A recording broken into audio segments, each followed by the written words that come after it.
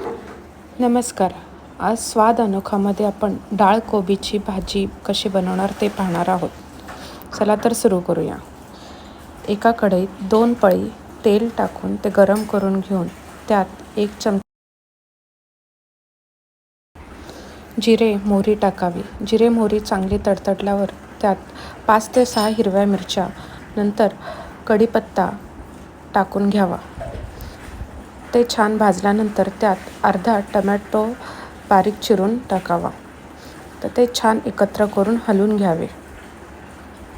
तर त्यात ही भिजवलेली हरभरा डाळ घालून घ्यावी. ही हरभरा डाळ मी 20 ते 25 मिनटं पाण्यात आधी स्वच्छ धुवून भिजत ठेवली होती.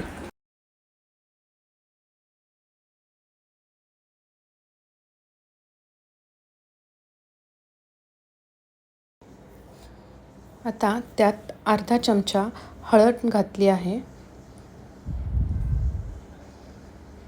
हळद घातल्यानंतर थोड्या वेळ हे झाकून ठेवावे, जेणेकरून आपला टमॅटो सॉफ्ट होईल आणि त्याचसोबत हरभरा डाळ देखील थोडी शिजण्यात मदत होईल. अजून थोड्या वेळ मी ते शिजवत आहे. 3 ते 4 मिनटं झाकण लावून ठेवायचं आहे. त्यानंतर त्यात मी चिरलेला कोबी धुवून घेतला आहे. पहिला चिरून परत धुतलेला आहे, जेणेकरून त्याचा कडूपणा निघून जातो आणि कडू वास येत नाही.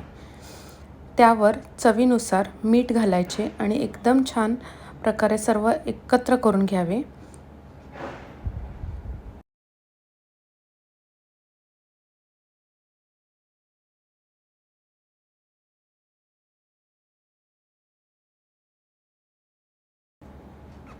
अशा प्रकारे सर्व साहित्य एकत्र केल्यानंतर त्याच्यावर आपण बारीक चिरलेली कोथिंबीर घालणार आहोत.